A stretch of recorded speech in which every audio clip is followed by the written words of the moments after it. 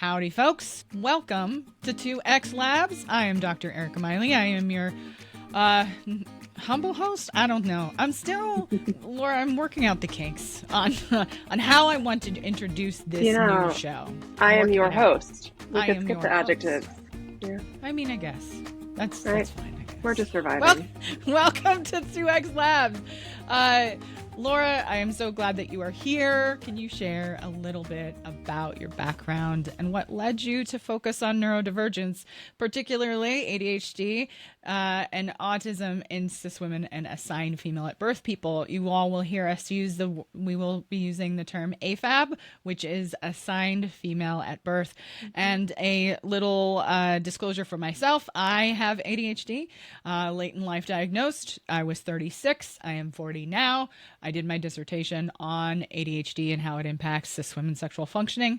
Laura, take it away. How did you get here? Great. Well, thank you. You're my first podcast interview, so I'm very excited. I know. Yeah, normally I monologue in my teaching, so conversation, we'll see how we do. But thank you. I'm glad to be here. I know we've said it, but I have heard about you for years of everyone saying we need to connect, similar missions, values, and kind of advocacy, and maybe even just like personality. But I'm glad to be here and connect finally. What led me to here? So essentially, I'm autistic and ADHD, also late diagnosed. I found out about the ADHD 5 years ago and the autism 2 years ago. But before I learned all that, I was a practicing therapist. So I made it all the way through grad school, working with clients and all of my training, everything. And I never once saw the slideshow and went, oh, that's me. Mm-hmm. And I just powered through life, kind of doing my best. And I had some good coping skills. I managed to get through life, but it really wasn't working for me. And then I had a client who was actually talking about her ADHD and what it looked like. And it's that really awkward moment in therapy where they're talking and you're like, oh. It happens in couples counseling too, when they have a fight that I'm like, I just had this fight last night. Yeah, you're like, it was last night, or it was 2 nights ago, or it was right before you got on the session. Like, yeah. And the worst part is then when I realized that I have to text my husband, like, I'm sorry, I hear both sides now. I'm sorry. That happens to me all the time too. So all you therapists listening out there, like, we feel you, we understand you. Yep. So you've already described in just some of your own experiences, it makes sense why you would be passionate about this group of people that includes us. But in your experience, what you're seeing in your clients / patients, like, why do so many assigned female at birth individuals go undiagnosed for ADHD and autism until adulthood? Ooh, so that's such a good question. So the big thing, as I realized belatedly my own, I really try to deep dive on the research. I did not want this to be, oh my goodness, me too. And I just like make things up. And I really got really deep in it. And right away, because this was 5 years ago, I could not find information about it with women. And so my client was telling me about it, and I was like, this makes sense, and it all fit, but I couldn't find like that one good article that summarized it, that was like legit and had the backing. So I started to really piece it all together. So the first answer is there wasn't the information. They weren't studying us. They weren't talking about it. They're just the collective knowledge of our industry hadn't really pointed it there. Yes. Thankfully, a lot has changed in 5 years, and that's getting it. So that's the first one. The second one is, as AFAB folks, we're designed to really think all of our flaws are moral failures. Yeah. And so I'm Ain't lazy. That the truth? Yeah. I'm lazy. I'm fake. I'm just not likable. I'm too much. Like we just put I don't have enough willpower. Yes. We put it as a flaw on our individual self rather than really thinking I'm struggling. And I'm not going to say there's a problem, because neurodivergence is a kind of a neutral term with good, bad, and mixed into it. But there is something different. I'm not fitting this mold, and it's causing me a problem. Yes. So that would be probably the second thing. And then the third is the DSM is outdated, and the diagnostic criteria, it shows so much about the observable behaviors. Yes. Can I diagnose you without ever speaking to you? Can I just watch you and diagnose you is really how the DSM is written. And so it missed some of the behaviors that are a huge part of it, but it really missed asking, what's it like for you? What's the internal experience? And a lot of AFAB folks were really deeply ingrained that social success is inherent for our survival. And so that can really change how we present and how we navigate the world.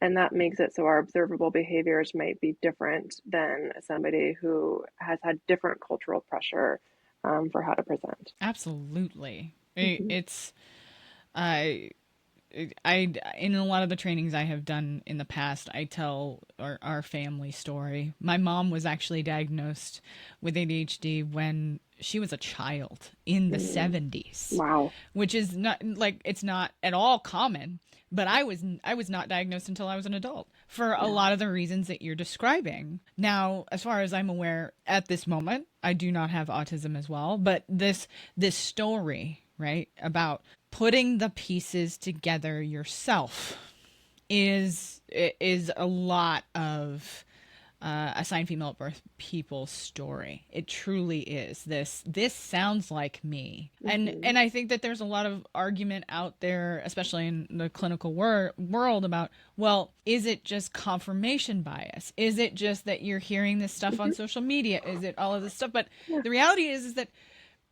I, like you, I didn't feel like I fit, one, and two, I was muscling through my life until I couldn't do it anymore.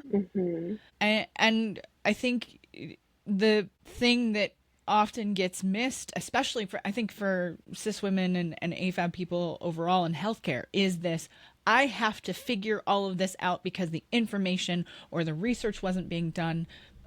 My dissertation, this isn't a flex. It's one of the first on the sexual functioning of cis women with ADHD. It's not a flex. It didn't exist. It's just a fact, yeah. And so the things that we're talking about today is not only just our personal experience, but it's what we're hearing again and again and again in our clinical rooms. And I think as we go through some of the terms today, I think I want the listeners to remember that a lot of these terms are growing and changing because the community of people that are in these neurodivergent circles, we're starting to have our own language because our perspectives are finally being included. We're finally in the conversation too. Exactly. I want to jump in too. You said there's a philosophy right now in our industry about neurodivergence, and you mentioned it, right? Like, is this overdiagnosis? Is this the hot new thing? And I do acknowledge the philosophical difference, but the biggest heart of it I see is, do we want to find any reason we can find to explain these behaviors and traits before thinking it's autism? Oh, your trauma. Oh, you were this. Like, we could find all the things, and they could all come together and fit and explain it all before we could ever say autism? Or do we start with autism ADHD and think maybe that's a first? If I could have social anxiety disorder, and ADHD, all of these things, and I have all these things that each one puts together, or I could just say, or I'm autistic. And so if you look at it, are you willing to consider it first, or are you considering it last? And then within that, my answer, I'm obviously more of the first person, is what's the harm? What's the harm if it's overdiagnosed? And even I hear some advocacy groups for the folks that are really profoundly impacted by their autism, that they're feeling pushed out. But in capitalism, the more of us there are, the more capitalism cares about us because we can make money. So when we have a lot of neurodivergent folks, we're now getting sensory nights at the fair. Walmart wants sensory times. We're getting some power within their capitalism to be listened to finally when there's more of us. So what's the harm? There's always harm to any decision we make. But I see immense benefit to folks that connect with this label. It explains the source of stress, problems, isolation, and it has a path forward to feeling better, to community, to relief, to acceptance. And it just makes it it just changes the script of what we're even looking at in a way that I find personally life-changing, but professionally exciting and successful. So I am what's the risk of overdiagnosing if it helps somebody? And the listeners who know me, I'm a fuck around and find out kind of person. Like, why not? What's the harm? What is the harm in trying this on first? Right. And I want to come back to some of our terms. The term AuDHD, AuDHD. like I said a moment ago, a lot of these terms are in flux. They're changing because those of us who are in the community and have these diagnoses, we're starting to develop our own affirming language. So AuDHD at this point means experiencing both ADHD and autism. And it's been gaining more and more traction and recognition. Can you break down what how this experience is unique? Ooh, AuDHD. I say it different than you, so now I'm going to be curious about that. I just like AuDHD, but speaking of evolving language. So ADHD is a little bit more known right now. It's gotten a little bit more of the attention first, and it's really characterized. We could talk about the DSM or the lived experience, but essentially there's a lot of stimuli, right? Like my brain is not doing a great job at being able to like distinguish the appropriate one or two things to focus on. It's just kind of all equal and generally kind of low.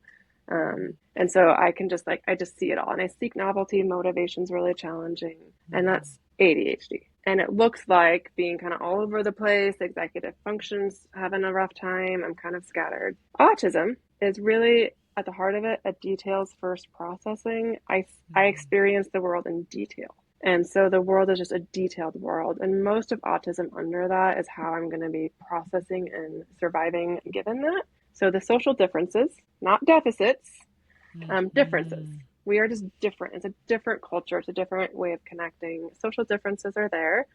And then kind of just keep preaching that, Laura, like the differences, not deficits. Yes. And traits, not symptoms. Like, and we're seeing it more as like a multicultural, but ADHD. So, and then behaviors to kind of organize my overwhelm. So, the routines, sensory preferences, special interests, things like that. So autism is kind of known for the person who likes a lot of routine, maybe a little rigid, black and white, kind of doing all this sameness. And then my ADHD is that I'm scattered and all over the place. And what it looks like to everyone, it averages to like normal. And so I function actually at a pretty high level from what society wants of me as far as making money and not being excessively loud and annoying. So I look like that, and I can do those things at expense to myself. Internally, I either say I'm an ADHD chaos or autism perfection, and I'm always battling myself. I'm a roller coaster. So if you look at my office, this is the autism. So I'm in my autistic place here, there, it's all perfect. I know exactly where everything is. If someone like slightly moves something, I'm going to like wait till they leave and then move it back. I have a second room and it's ADHD chaos. This room is like just everywhere. It's all over the place. You still know where everything is though. That's the thing. I do. Yes. Unless it's great for me unless we have two ADHD people living together and then we like ping off each other wrong. Yeah. It's really hard to know what's an organized nest versus just mess. But in my internal experience, I need both predictability, routine, consistency to be okay. And I can't get myself to routine, to consistency. I can't get it together. I struggle with doing things at the standard my autism wants. I seek novelty. I need new, which kills my autism. And I am just constantly in this explosion of opposing needs that I've had to figure out most of my life how to hide. And then two, now how to balance the needs of both, that I can't do them all the time, and how to kind of seek a life that gets both needs somewhat adequately attended to. I can hear the executive function exhaustion in that back and forth. So and we've already talked about that feeling of being too much or not enough in different settings. And you've already said like the hiding it. I want to know, how does this manifest in social situations, work, and relationships? You described it in work as a therapist already. Yeah. Work actually is nice. So part of how I navigate, especially my autism, is I script a lot of my language. So I study what to say and what to do. And that was great when I came to a job where they're like, hey, here's some like scripts for how to help people. And I was like, I am so prepared for this. Tell me how to be and just give me the feedback. I will do it. I actually believe therapists have a much higher rate of neurodivergence, ADHD, and autism than the typical population, which gets in the way of my husband agrees with you. My husband agrees with you. His role. So socially, so with my autism, I struggle with from the neurotypical type of socializing.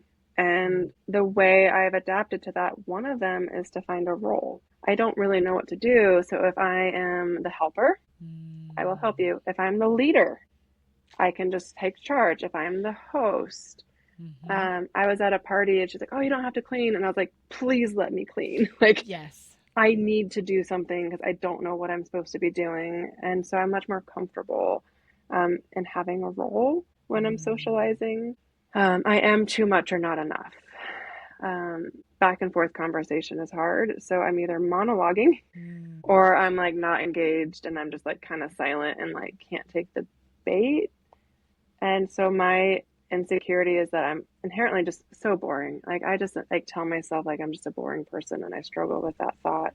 Because I want to be quiet and like read books next to each other. Like that's the dream. Like woohoo. My book club is full of neurodivergent cis women, and there's a lot of us that are queer, and we went away for a book club retreat and we sat next to each other. I love it. And read. And that's the dream. Like it's the best thing in the entire world. It's amazing. I mean, you and I are outside of recording are talking about autism testing for me, and I think that I'm disclosing this because I think it's important because there's so many feelings as you go through learning these things about yourself.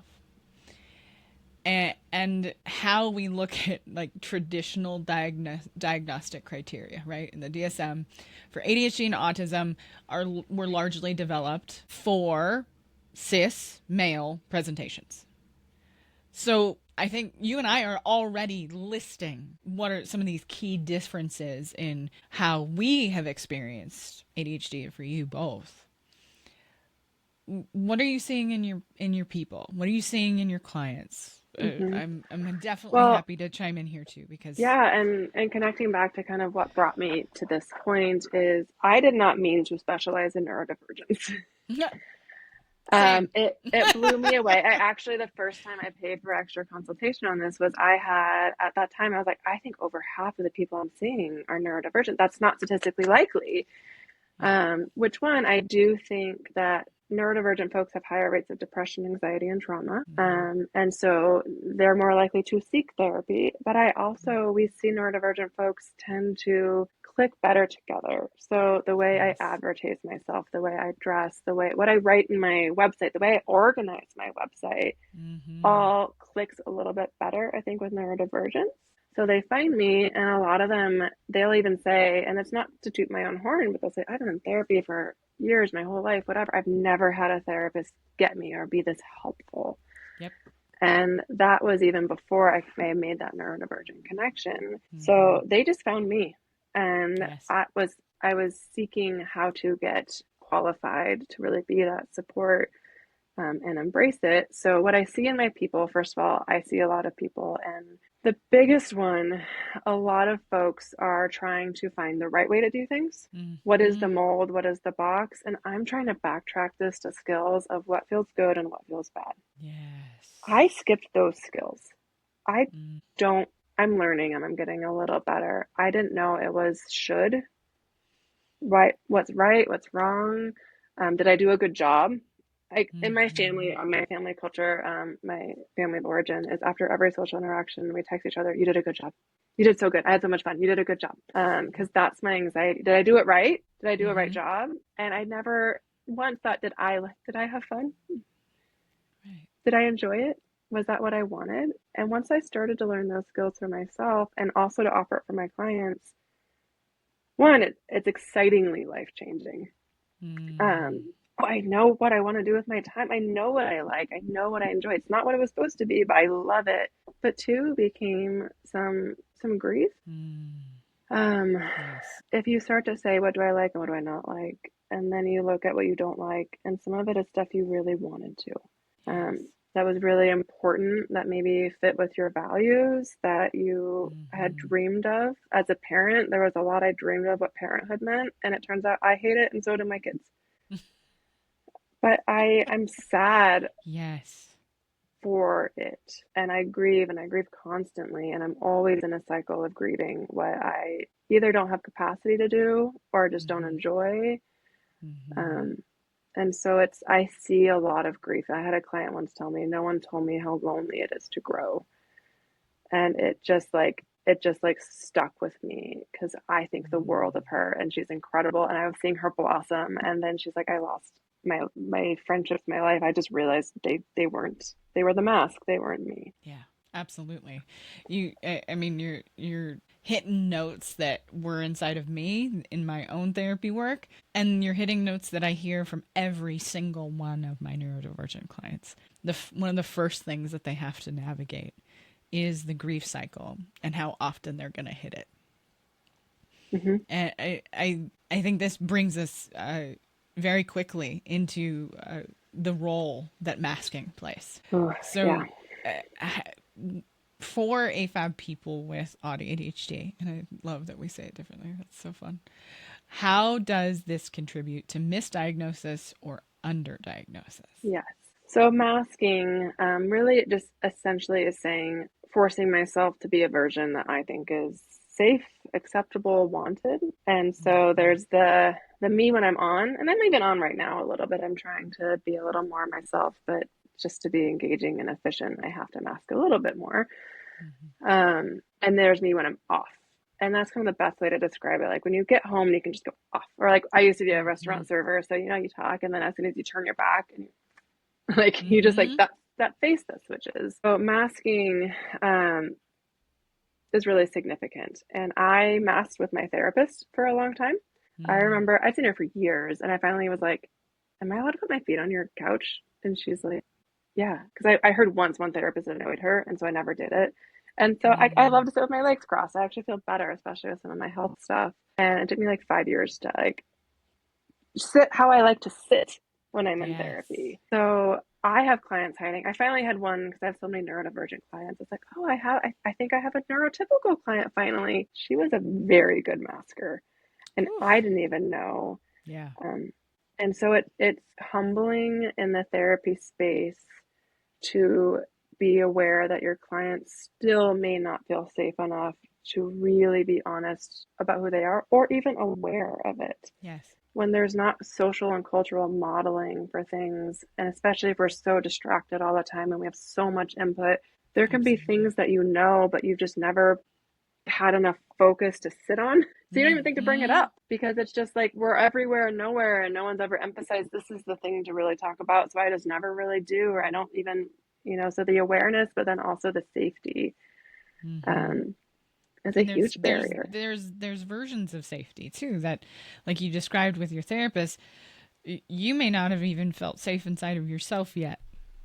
And that's something I've noticed inside of myself, and it's something I've definitely noticed inside of a lot of my clients, which is I am not ready to give up this idea of what I'm supposed to look like to the world. Yeah. And it's one of the pillars of that kind of deconstructing the identity that you think you're supposed to show the world. Well, and what my therapist and I worked on, and she's so wonderful, and she always kind of checks on our relationship and how safe I feel. But I tend to pre-rehearse my own therapy too. I'm kind of like, what am I going to say today? And I'll like go through it. So I tend to like straight monologue a script I've probably already said 3 times, which she's working with me to slow me down and bring me back to my body. But in that space, I can kind of present as like really thoughtful and logical. All my strengths shine. And so she saw that. And then one of the first times that I really unmasked, and I think it was maybe some anger or some things that had upset me, but they weren't like the socially acceptable things. I was angry, and she said something very appropriate, just something about like, oh, you're so angry. Or I think she talked about like, oh, this is a good space to share that anger. And I took it as because it's ugly everywhere else. Share that only here. No one wants, like, come share that side of you here. Don't show that to people. And so then I was like, oh, she didn't like that. And I like couldn't almost function that day. Such a small statement, right? Like, that's okay. Like she said it kindly and with support, and I could hear that. But all I heard was, don't show this to people. And I was actually able, I think, to bring it up with her, and she was able to kind of assure me and kind of talk me through. And she's like, that was not like an ugly, terrible side of you at all. She's like, it made a lot of sense. And I just needed, and this is the spiky profile of AuDHD, or even really a lot of different types of neurodivergence. I have strengths and I have challenges. And sometimes I show these so comfortably that people might miss that I need a lot of support. I need help. I'm bad at things. I'm really bad at some things. Mm-hmm. And so in the therapy space, I appreciated that she saw that and she'd ground me to my strengths. But we both really were stunned years into therapy of how vulnerable and how much support I needed when I started to unmask, and assurance and safety. Like we had to rebuild safety when I began to unmask. Yeah. Right. I mean, you are talking about a level of therapeutic effort from both of you in that moments mm-hmm. that isn't going to be done in the insurance requirement of 12 sessions. Okay. No. Just saying. Yeah. You know what I mean? Like you're totally. talking about a level of trust that is long built. Yes. And so challenged in real time. My very first therapy experience, I was a college student. I was not doing well. It was really when the culmination of all of my force, muscling through came to a head, and I was not well. Solution focused brief therapy. There it is. And this was before I knew therapy terms. And so we show up and I share my problems, and I look calm, right? My flatness gets interpreted as calm. And so, we do it. I leave. My fight or flight response kicked in, and I just kept driving, and I stopped in Montana. I didn't go home. Tons of sense. Yeah. And then I calmed down, and then I was like, oh, I don't have to drive. But I came back to my second session. I was like, I got really stressed last time and drove to Montana. And she's like, oh, okay. And then, are there times you don't feel this way? I'm AuDHD. So there's tons of times I don't feel this way. I'm yes. And then she's like, great. Okay. So do more of that. And I think you're good. And I think after 3 sessions, she graduated me because I had all the right answers, but I wasn't living for myself. I have just reflected, and so much of what I'm supposed to do. A friend once told me I'm hard to argue with because I'm always right. And I am always right. Because I don't speak if I'm wrong, and I don't speak unless I have my sources. Mm-hmm. And then if I'm wrong, it kills me until I make it right. And I'm good at making it right because I'm wrong a lot, but I can make it right in being wrong. And she's like, you're the worst, which was humbling because I know I have to be wrong. Anywho, in that therapy, and this is where a lot of clients I hear is my therapist, CBT. My therapist told me I was good. I had the answers. I had the right thoughts I was supposed to have. CBT, thoughts, feelings, actions. It does not ask sensory. It does not ask regulation. It does not look for any other sources of distress. It does not look at connection to your body or dissociation. Mm-hmm. So right answers, I've got plenty of. Absolutely. I graduated SFBT so quick. I mean, and then you put that in the sphere of look how successful I am. But then when you feel inside, these two things don't match. This success outside to the world. Right. So I think that this plays directly into where a lot of the risks come for our people. And I know likely you and I have both felt that masking is truly deeply linked to increased risk of suicidal ideation. Oh, the research, we got numbers there too. Yeah, and I want to speak about why this happens, specifically about suicidal ideation. We can talk a little bit. We're going to get into some of the other diagnoses that kind of fall into the AFAB misdiagnosis profile. But let's talk a little bit about that suicidal ideation. Yes. So across the board, we see that ADHD and autistic folks have higher rates of suicidal ideation. We look at risk factors for suicide, social isolation, impulsive behavior, addiction. A lot of us are self-medicating and become addicted. We're also vulnerable to addiction. We're also all of these, we're just looking at correlational things. Absolutely. And then being queer, right? We have high correlations of being queer, we're just, they're just magnifying, right? We're starting to see people actually, some of this research, right? We were talking about how this research is coming out. So there's an immense amount of high risk already. Masking specifically is, I want the quote, but there's a really good article that said it's draining isolating, and ultimately ineffective. So when I mask, one, it takes me a lot of effort. I think a lot before, I'm super stressed during, and I really ruminate after. Being tired and drained, huge risk for suicide. I hear this, if I don't want to be dead, I just want to sleep. Like, I'm just tired. I don't know how to not be tired. And when you're masking, yes, when you're masking constantly, you're tired. It's also ineffective. People can still tell. Even at my best day, my best fakest day, my big brag was when I went to Gonzaga, I was invited to sit at the basketball team's table. You know, I was a freshman and I looked cute and I tried so hard. And someone's like, do you want to sit with us? And I'm like, here's the movie. Yes, I do. And I sat down and then, man, within like 10 seconds, we all realized this. It was like it was like, I don't belong. And like, I just like left and there was no one saying, see you next time. Like we all just like parted ways of like, so I could kind of look it. And then once they talk to me, like you can just kind of pick up on it. If it's the half pause I take to try to figure out like, what do you mean by that question? If it's where we can kind of tell. And so it's the vibe check. It's the vibe check that us neurodivergent people are real good at identifying. Very much so. And it has a lot to do with masking. Yes. So I might be able to mask enough to kind of power through. People may not put their finger on why they don't like me, but they don't. And I'm putting myself in a community that I take a lot of energy to try to fit into, and I'm just not going to thrive in the same way where I can be genuine, be myself, and be celebrated for that. However, in my unmasking, and this is very much my mask self. This is my professional. I do believe in some reasons for, why we dress professionally and not professional. But when I'm personal, I'm wearing my real big baggy comfy clothes. I'm growing out my undercut, but I had an undercut because I realized I hate wet hair and I hate everything to do with hair. And I cut off half of it and I felt better. And so when I wasn't masking, I had the most social rejection I've ever had in my life. The people were not inviting me to the table. The moms at the playground weren't. But I also suddenly made the most friends I've ever made. Yes. And I don't need that many friends. I'm tired. I'm like the autism. Like I want to know you and say we're friends and then talk to you once a year. So I suddenly I met a parent at the park and they because when undercut, right, they can't tell if I'm gay or neurodivergent.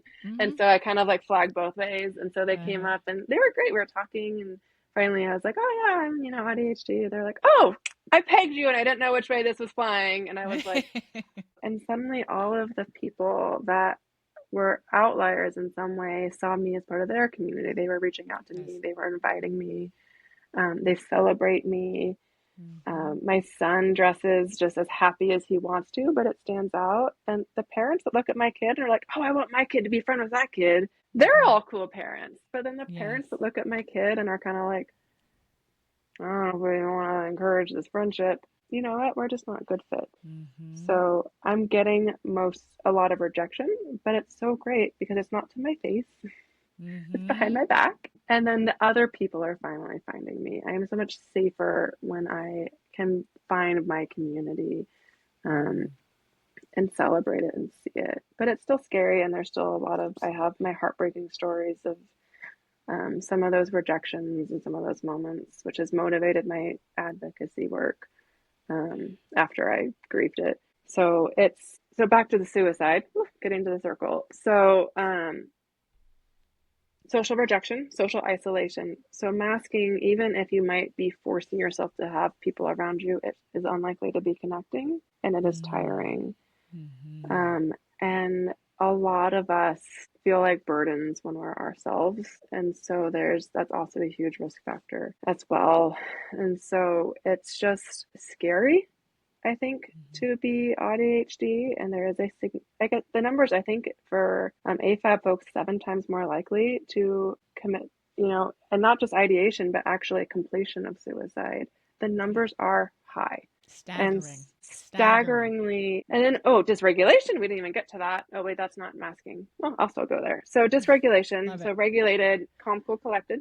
Right? I'm in my full brain. I feel myself dysregulated, stressed, overwhelmed, likely in my amygdala. And everyone can be regulated and dysregulated. What's unique to neurodivergence is the triggers. and the relief. But when dysregulated, we start to think, I will feel this way forever. There's no hope. There's no way out. I can't problem solve. And then everyone's like, oh, you're suicidal. You should spend more time with friends. No, thank you. That is not what I need. And for most neurodivergent people, that's actually not the case. They go, oh, don't spend time in your bedroom alone in a calm, quiet, cool, dark, safe place. Don't do that. Go outside to a party. That's going to make me suicidal. And then I panic. So I'm like, if I do the thing I need to be safe, people are telling me I'm in more danger. And if I do the thing they're saying to help me, I'm going to be in more danger. And so then I'm more and more dysregulated. I don't know my solution. No one is telling me a solution that actually works for me. I'm in crisis. I'm stressed. I'm upset. I'm not thinking. My fight or flight kicks in. And that's a high, high, high risk for suicide. Absolutely. You beautifully tied in the connection between how emotional dysregulation and suicidality go together, and they are deeply, deeply intertwined, and acceptance and understanding who and how your brain and body work are key components to being able to prevent suicidality in people who are neurodivergent. And so I think this goes, we do need to talk about how to, I see all of these, the constellation of things that we're talking about, because not all the therapists are like you and I, and we're not asking you all to be, not at all, that are not specialists in what we do. So how can we help the non-specialist therapists listening out there differentiate between trauma responses, so emotional dysregulation, personality disorders, neurodivergence, and specifically in assigned to female at birth people? Because most therapists aren't specialists, and most of us in our graduate programs had a very little exposure to all of the neurodevelopmental section of the DSM. Yeah. So what do you think that, like, how can we help them start to differentiate between these things? Well, maybe just to be a little more efficient, because it's very likely to have also be both, all of these things. If you're neurodivergent, very, very high rates of trauma, also some high rates of some personality disorders. So it's likely you could just be one of those three. You might be all three of those three. So maybe starting with, if we can't perfectly tell what it is there something that maybe helps all of them? And so I would even start with just safety. What is safety, and what makes these people feel safe? And there's going to be some overlap. If I know that it's trauma, if I know that it's autism, if I know that it's borderline personality disorder, I might have some informed guesses of what makes them feel not safe, and maybe what does make them feel safe.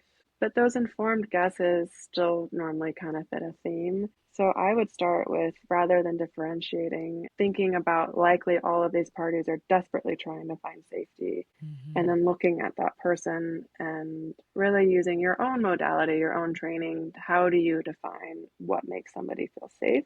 Distinguishing that second, at the heart of it, I mean, the actual answer, if we're looking at trauma. So trauma is essentially, we have our DSM diagnosis of what's a traumatic event, and then we have our more casual ones of, an overwhelming experience that surpassed your ability to cope. Something that felt out of control in an important setting, something that broke your worldview and forced a reorganization. And for autistic folks specifically, what we see is, one, a lot of us, so autism's extremes. So a lot of the sensory stuff is extremes.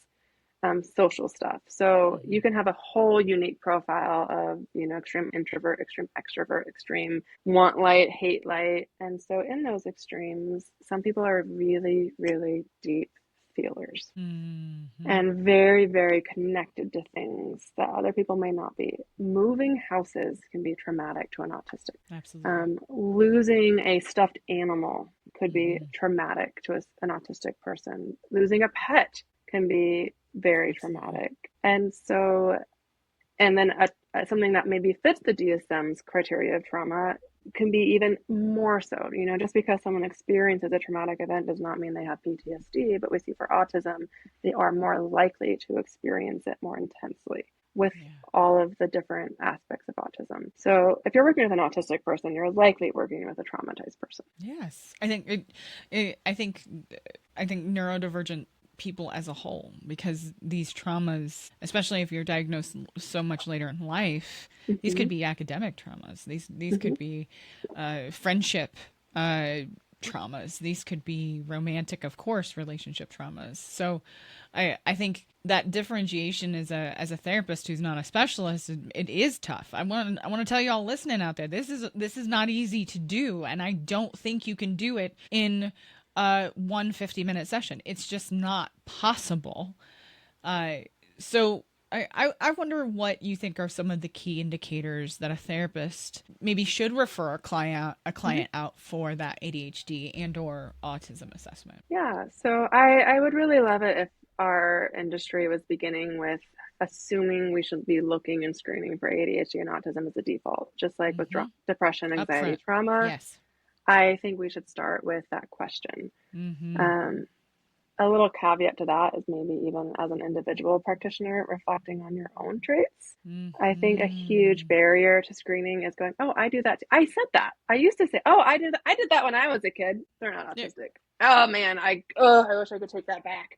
Right? The errors and the myths all permeated our culture and have for such a long time, especially if you grew up in the 80s, 90s, and early 2000s. The messages about what being autistic looked like and what the messages what ADHD looked like were entirely very, very, very narrow. So I had myself as the baseline of normal when I was screening people before. Absolutely. And I really think we should challenge that across the board. So that's the first one. Second one, if someone is talking a lot, the big hallmark I see is anxious for reasons people don't get. And they might call it an anxiety disorder, but if you really unpack it, it's like, oh, party. Okay, well, what's anxiety provoking about that? And maybe it's a new space. Maybe you don't know who's going to be there. You don't know how to prepare your conversation. And starting with believing your client's concerns and being curious about the very valid, real threat they might be experiencing to provoke that anxiety. And as they feel safe enough to then share it, you're probably going to start picking up some neurodivergent themes. The other ones I hear would be, I don't know how to make friends, or I don't know how to keep friends. So if there's a lot of confusion or stress, I also really look for my really, really thoughtful clients, also the ones who can monologue. Hey, what brings you in? And they got an easy 20 minutes. For sure. So all of those things. Checking behavior. So they'll say, oh, did I say anything weird? Like they start to kind of check themselves. You say, how did you feel after last session? Oh, I was so worried. So you start to see some survival skills and adaptations. Yes. And those always kind of set my flags. The really funny one too is the look back for their water bottle. So they stand up off your couch and then they look around and they check for everything and then they leave. And that's always like I think we should screen for ADHD. And then they forget, they actually do forget the thing. Absolutely. You just described my entire existence every time I try to leave a room. I wonder, I kind of bring it home for our therapists listening and maybe even our other healthcare providers listening. What would you say are some of the largest barriers to assessment for cis women and assigned female at birth individuals? How can therapists help those clients navigate those barriers? I would say the biggest one I hear is fear that the assessor is not trained in AFAB folks. Absolutely. That's the biggest one. I have heard atrocious things that they said I'm not autistic because I can hold a job. They said I'm not autistic because I have friends. So there's just a huge fear that they'll overcome all of the other barriers only to be very, very vulnerable with someone who is not qualified, trained, or competent to be assessing them. Yes. And won't even own that lack of competence. Absolutely. I am thankful that I have some connections and I've had some friends that I've been able to read their reports and recommend a second opinion. But a friend did all of it. She paid the thousands of dollars, the time, everything. And then he didn't even do an actual autism test. He did like a 10 question screener, told her you're not autistic, and then just like dismissed everything. And if she didn't have me, she would have been like, oh, I'm not. He didn't even like, and then like some of the old school autism tests are so offensive, where it's not even asking you like, hey, what's it like to be you? Let's list a couple of those, because I think that it might be important for the non-specialist therapists out there to hear what those would be. Well, I'd like to start with a test I do enjoy, which is the MIGDOS.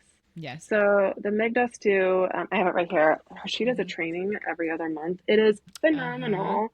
Marilyn Montero. It is a fantastic assessment, but I also want to say, like, you're hitting on something that's really, really important, which is that most of us, especially in grad school, had no idea what those assessments looked like, what any of the letters meant, and would refer somebody out to what we'd hope would be an assessor that actually knows what they're doing. But as you and I've already talked about, when it comes to assigned female at birth people, there is such a lack of understanding of how that experience feels. That it's so I teach people the opportunities, and I think that that's one of the barriers. Would you agree? Significant. Howdy, folks. Just jumping in for a quick second to say the audio in this one got a little broken up, so we had to record another day. So if we're in different outfits, that's why. Busy humans just trying to get through this world. So also, I just want to do a quick mention that if you would like a CEU for this episode, go on right over to twoxlabs.org. That's TWOXLABS.org, and join our membership, where one not super expensive price you can get the CEUs you need for all of the clients and patients that you serve. Now, let's get back to the action.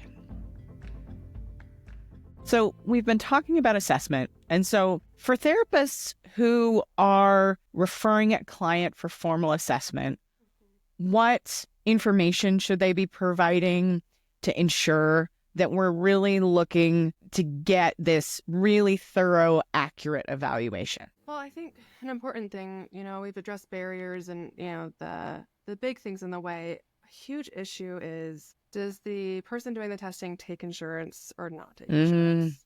Yes. Because insurance has some limits on the time the person can spend with the person. And with those limitations, it kind of changes what tests they can do, how thorough the assessment can be. So, I mean, autism assessments, when you do like the gold standard, can be on the low bar, $1,500, high bar, $3,000. And so that's significant. And then if we're using insurance, it kind of puts us in a different category of, realistically, what are those insurance providers able to offer? Yes. Gold standard, I would definitely want to check in to see what that provider thinks about their kind of philosophy on autism and the new wave of it. Do they think it's overdiagnosed? Do they think it's underdiagnosed? To ask them about what they think about masking. Just a few things. Some of this you can see on a website. You can kind of see what they have in there, but you should also be able to connect and ask some of these questions. Second to that, there's lots of different autism tests. And my favorite is called the MIGDOS 2. It's by Marilyn Montero, and it is an interview-based, thorough discussion. And it's great because it doesn't just say what are your behaviors, it asks about your experience. Yes. And it also educates you on what autism is like while you're doing the test. Some of the things, the ADOS 2 kind of gets a bad rap. I don't always love it because it's a lot of tricky questions where it kind of prompts you of, talk about this, but I'm secretly going to be assessing this. And it really dehumanizes us, right? Like it's kind of like a trick and a trap, but then you walk out of it and you don't know what autism is. You're saying, well, did I give the right answer or the wrong answers? And the MIGDOS people walk out of it and there's not even a, well, do I have it or not? As they're talking and connecting, they're learning about it, and it feels so collaborative. So I really encourage people to find somebody who offers the MIGDOS 2. But not everybody has enough time if insurance is paying. That's a really challenging test to do and the limits of that. And so then looking at a provider maybe who might do an assessment like the CAT-Q, which looks at masking. And of course, if you're asking these questions and a provider is going to be snippy and they're like, I don't want to tell you, or, pushing really back on it, that's not likely to be someone who's affirming. Absolutely. Especially because a really powerful accommodation for autism is telling people what's coming. If you can say, hey, here's what's coming, here's what to expect, these are the tests, this is what this is like, that makes the person feel safe, prepared. And if a provider is really going to push back and not feel safe enough to do that, that might be someone to pass on, because it is normally a very expensive and vulnerable process. Absolutely. You said you might want to pass on. I think you absolutely pass on. I think both you and I, we do assessment, as we said before. And by the time someone gets to me, and I'll let you talk about this for you, quite often they have interacted with providers, their family, their friends, who have doubled down on their need to mask. So their trust that I'm going to not be just like everyone else that's around them is very, very minimal. So I have to build a lot of trust just in the beginnings of an assessment like this. And so I think what you're saying about looking for these potential warning signs that someone may not be an affirming evaluator, I think it's really, really, really important. What about you? Like, by the time someone gets to you for that evaluation, have you seen this as well? Oh, significantly. And you can kind of watch people. And in my assessments, because I offer the MIGDAS too, one of the things is I do self-disclose that I'm autistic. I have it on my website. I actually encourage people, if they're able to find an assessor who is neurodivergent, one, it's promising. Two, there's like, oh yeah, I get it. But three, I kind of know how to poke around and ask the questions. Yes. And so I know the MIGDAS opens with, how do you like to spend your free time? And when a friend practiced on me, I gave my first date answer, right? Like, yes, long walks on the beach and this and that. And it was like, she was trying to say, what's your special interest? What could you research for hours? What could you monologue about with no preparation? And so I will tell people, and I kind of prompt them I'm kind of asking for that unmasked answer. I'm just trying to find out if you have a special interest. And they go, oh. But then as you watch them do it, they start to check and they go, oh, is this okay? Is this too much? Like, they start to kind of ask, like, what mask? And they make it really vulnerable because they are unmasking. And one of the questions asks, what's your preference in conversation? Do you like to begin a conversation? Do you like to wait to be approached? And people, when they're comfortable, are like, oh, God, no, I hate it when people approach me. I want to start the conversation because I want to be, if I'm in a talking mood or not. And then they go, I am so sorry. That was rude. And that wasn't rude. That's just honest. And I can also go, and I get it. Like, same. And it creates so much excitement because the first time it breaks, it's not just you. It's like, oh, you get it. I am that way. And now it's like, wait, there's a whole world of people who might get that feeling. And it's really exciting. Yeah. Right. That excitement part. And as they're trying to describe it, but that pullback of what mask should I be showing you? And when you say, hey, everything is okay here, the excitement, and I definitely start to see the bubbling of grief too. And so like I just think you nailed this perfectly. I do wonder, and you've already started talking and alluding to my next question, which is, what are some of the biggest barriers to assessment for cis women and assigned female at birth individuals?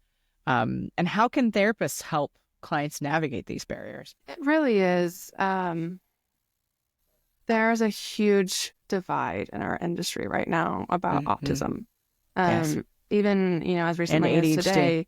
Yeah, nationally now. Like, there's some really, really big debates on, is this a disorder that's a deficit, a disease, a problem to cure and fix, or is this just a natural type of diversity that we celebrate and build and support? And I really do see, doing this so much and having so many consults with psychologists, some will just have a default of, I think autism is a terrible thing and it's the last thing I ever would want to diagnose someone with. Or someone who goes, well, this could actually be explain everything. And if we start by just looking at that, maybe that puts it there first and is just not something to be grieving, but really just a difference to celebrate and learn about. So the big barriers, I would say, is truly the assessor's training. Have they ever talked to an autistic person from a respectful learning capacity? Have they learned about how it presents in AFAB folks? Have they learned about masking? Have they done any training in the last 5 years? And what we really see is a lot of people who are not autistic are talking about autistic people. Yes. And they're not actually asking autistic people.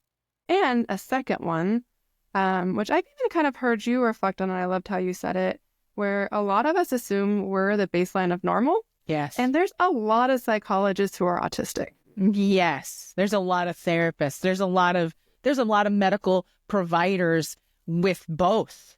Yeah, we're an industry, right? Both. Yes, my brain switched to autism instead of AuDHD, but yeah, we're an industry that's higher than average rates of neurodivergence. And so also an undiagnosed psychologist or therapist or even, medical provider, they might dismiss it all because in their head they're going, I do that. Yeah.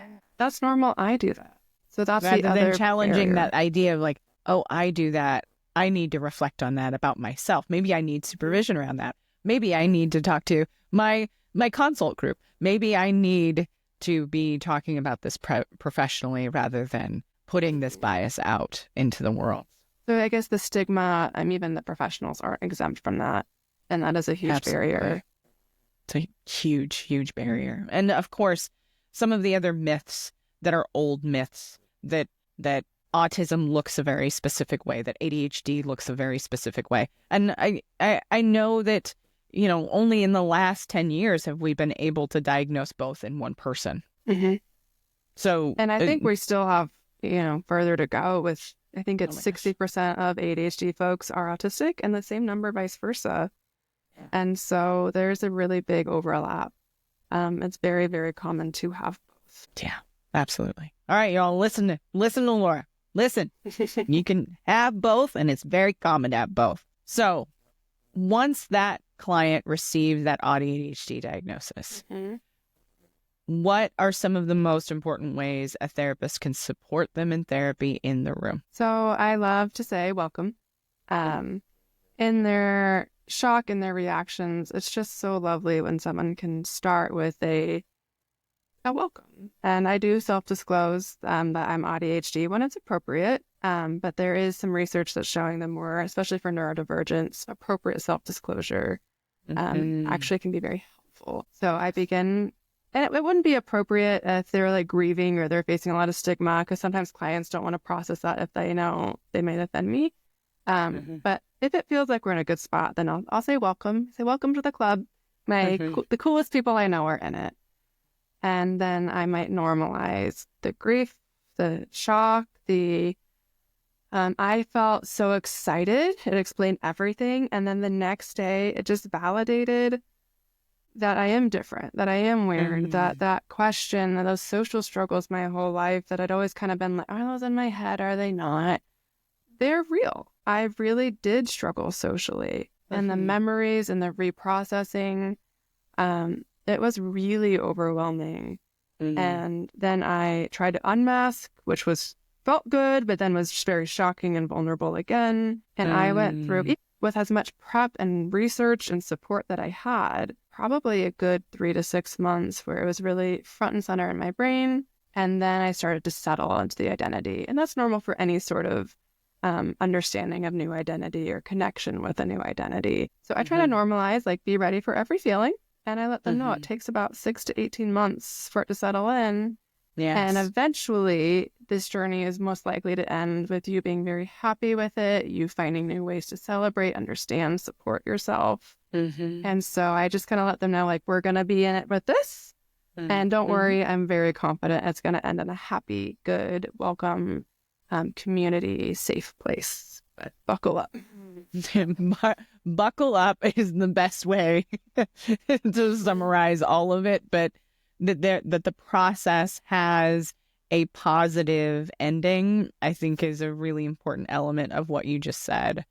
That it will, the turbulence of the feelings that you're going to experience will calm at some point during this process. I know for me, when I got my ADHD diagnosis, and so many of the people I work with, there's you wake up that next morning, like you talked about, and the resentment, there's an element of resentment of the people around you. Can you talk about that a little bit? Think back to, the impact of being a woman or AFAB in our society. It was such a common message to minimize my problems and hide them. That when it was, oh, you're autistic, oh, you're ADHD, it was like, those problems were real. I do need help. I do need support. I can't do it all. And I have internalized that like pride in doing it all, that pride in ignoring my body. I used to be like, I'm such a low maintenance person. Like, I don't need anything. I'm low maintenance. I'm like the highest. I'm so high maintenance. I have a lot of needs. Like, I have a lot of needs. And so I was resentful. But I think I also had to do some work with myself, that I was a not willing participant, because I think anyone who's coming out of any sort of social training, any of those things can say those words. But I really had to sit with how to get back the driver's seat of my life, and realizing that I didn't have it as strongly as I had thought I did. Yeah. So I was resentful, I think, with myself. Like, why did you spend so long ignoring this? Like, why did you not talk? Like, you were not doing well. Like, why did you not like stand for yourself? So I felt more resentful, I think, with myself than others. Yeah, I think that internal, I talk about it with a lot of my people, the internalized ableism. Mm-hmm. Yes, that I look like how everybody expects me to, so I'm okay. I'm not like that. But then you start to you're not, then you just deconstruct it, and it can be incredibly scary, liberating, but like you said, it takes time to get to the calmer, positive place. Which is something back to, how I help people new in diagnosis. I caution them with sharing it when it's still fresh and vulnerable. Because there is so much stigma, there's discrimination, there's ableism. And so if you're excited, or you're the new special interest and you want to talk about it all the time, or you're just kind of a chatterbox, I really say, be thoughtful with who you share it with. Yes. And be ready, especially for now, their reactions. And especially any formal disclosing of anything. We are recording in February of 2025, and we are watching a lot of fear with what's to come with our government. And everybody who's listening to this is going to be in different parts of the world, in different states. And so it is okay to consider who are safe people to disclose this to. Truly. And that's back to, we are a vulnerable population. Absolutely. And, I am a white cis woman who was raised with financial stability and some supports, and I really hadn't sat with what it feels like to be a minority, to be discriminated against. And I think in that privilege, I sometimes launched into it wholeheartedly and learned some very rough lessons about that discrimination. Yeah. But here we are, you and I, using the privilege we have today to be able to help our fellow colleagues really do this better. You are a gift to our field, and I appreciate it. This has been a wonderfully insightful conversation. What's one key takeaway for therapists and healthcare providers working with specifically AFAB clients who have ADHD or autism, or both? I love the neurodiversity paradigm because it helps us think about what's the source of stress and what's the source of relief. And rather than thoughts, behaviors, and actions, or thoughts, behaviors, and feelings, we look at so much wider things. And it's made me so much happier as a person, as a professional. I love how much I can support people. And then they're talking about, but, I'm supposed to have a birthday party, but I don't really know because I always cry on my birthday party. And I say, why do you have to have a birthday party? What actually makes you feel celebrated? Or a client who told me she's I don't get excited, after any big event. I'm just not very excited. And people know that about me. And then as she's talking about her special interest, she lights up and I'm like, you do get excited. It's just not about social events. And she didn't know that about herself. She got to switch the narrative. And so helping people who have been told they're one thing and realize just we can open it up. And joy, success, health, happiness, contentment, connection are actually very, very, very close if we just pivot and look at this thing rather than forcing this thing. So who are you? What do you like? What do you want? If we really, really ask that, it can be a lot easier to support people in. Beautifully put. How can our listeners find you in the world, access your work, maybe become a client? Probably online.